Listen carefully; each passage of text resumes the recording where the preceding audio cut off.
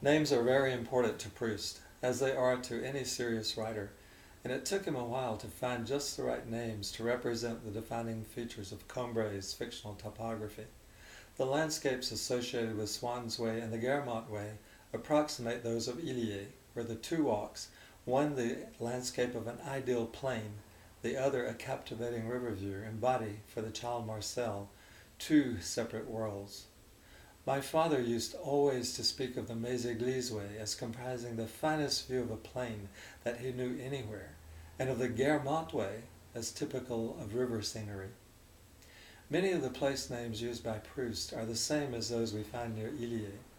On the walk that became the Méséglise, or Swann's Way, Dr. Adrien Proust used to lead his sons, Marcel and Robert, south of Illiers, out towards Vieux-Vic and Tansonville, passing fields of wheat undulating under the sharp wind that seemed to arrive in a straight line from Chartres.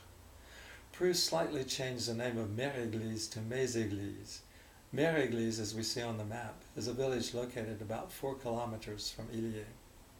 As we have noticed, Proust sometimes referred to Swann's Way as the Méséglise Way, since the walk past Swann's also goes by Méséglise. The Méséglise Way, with its lilacs, its hawthorns, its cornflowers, its poppies, its apple trees.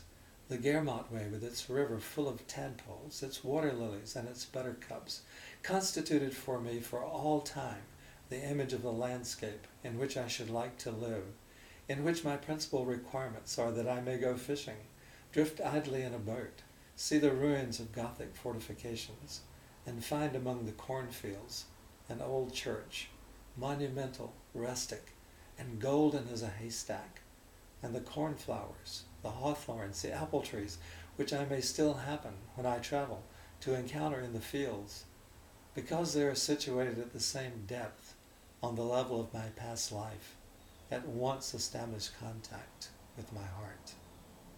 The Chateau de Guermantes does exist. However, it is not located near Illiers, but about 25 kilometers east of Paris. Knowledge of its existence ultimately led Proust to choose this name for the most prominent aristocratic family in the novel. Around 1900, well before beginning In Search of Lost Time, Proust was writing his essays on John Ruskin and translating Ruskin's The Bible of Amiens.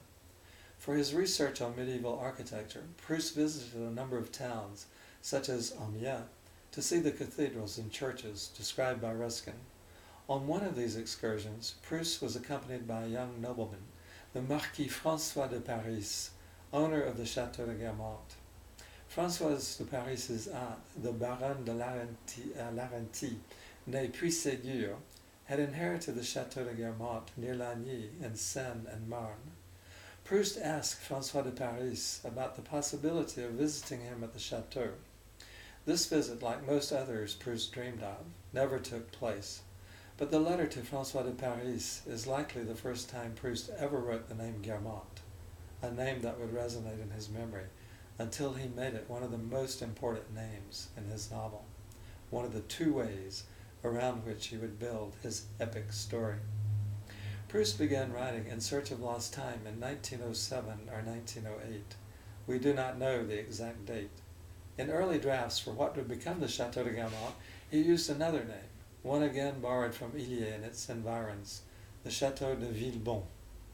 In May 1909, Proust wrote Georges de Loris and inquired, "Do you happen to know whether Guermantes, which must have been the name of some people, as well as of a place, was then already in the Paris family, or whether the name of Comte or Marquis de Guermantes was a title used by relations of the Paris family, and whether it's entirely extinct and available to an author?" Proust did not explain why he needed this information, and when Georges rightly guessed he was writing a novel, denied it. "No, Georges, I'm not writing a novel. It would take too long to explain.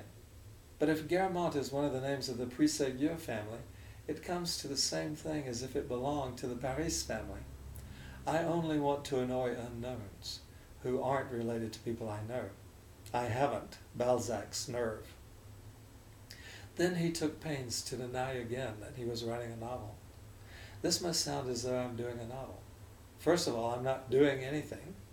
but I should like to. Proust, having resumed the story whose episodes he had listed in 1908 as pages written, needed a name that appealed to him poetically and historically for the most prominent noble family in his novel. In another letter, Proust reminded Georges de Loris about the question he had asked several times about the name Guermantes. "You never answered me." Towards the end of the year, Proust obtained the desired information from François de Paris himself, who told Proust that he could use the name Guermantes, a name that Proust informed Georges de Loris he intended both to exalt and sully. The last Count de Guermantes had died in 1800.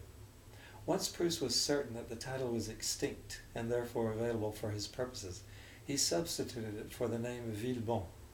Entries dating from February 1909 show that he had also found the names Swann, Combray for the little provincial town, and Saint-Hilaire for its church. With the story of Charles Swann well underway, Proust had now acquired the second great family name for his novel. In July 1908, Proust listed the 6 episodes or sections he had written during the first half of the year. Among these was the Villebon way and the Méséglise way. The 2 place names, Villebon and Méséglise, indicate that Proust had found the 2 ways, one of the major unifying elements of In Search of Lost Time. In fact, the phrase containing the 2 ways indicates that Proust had conceived the structure and the conclusion of his story, as he noted. What I learned from the Villebon way and the Méséglise way. These lessons are revealed throughout the novel, and the ones learned that led him to discover at long last his vocation as a writer are given to us in the concluding section of Time Regained. Sometime around May 1909, Proust changed Villebon to the more harmonious Guermantes. In letters to friends who were also writers, Proust had to defend his title for Du Côté de chez Swann. Louis de Robert failed to appreciate how perfectly Swann's way suited the author's needs, both thematically, the explorations of bourgeois society in Swann's way, designed to contrast with that of the nobility in the Guermantes way, all while opening windows on French history and contemporary society.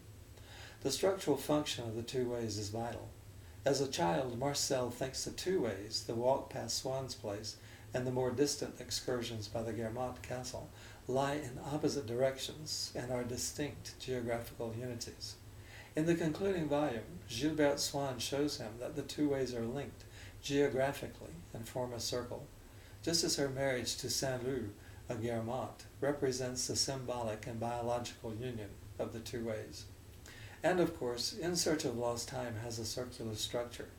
At its conclusion, Marcel is now ready to write the book we have just read, or perhaps a slightly different version of it, and the novel ends as it began, with the word time. The name Guermantes would lead Proust to make an important acquaintance. In the summer of 1916, Proust received in the mail a present that delighted him from a stranger named Walter Berry, a prominent member of what Proust called the American colony in Paris. Berry had read and admired Swann's way. Walter Berry was also the great love of Edith Wharton's life and a close friend of Henry James. A wealthy and discriminating bibliophile, Perry frequently browsed through the second-hand bookseller bins, the bouquiniste, along the Seine.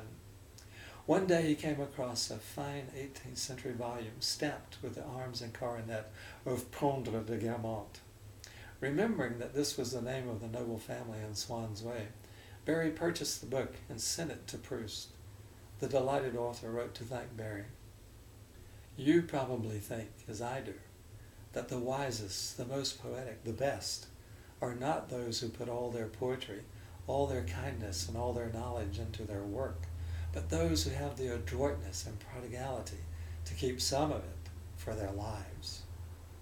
Thus began a friendship that would be one of the most rewarding of Proust's final years. In Proustiana 13, we will have more to say about Walter Berry, Proust's great American friend.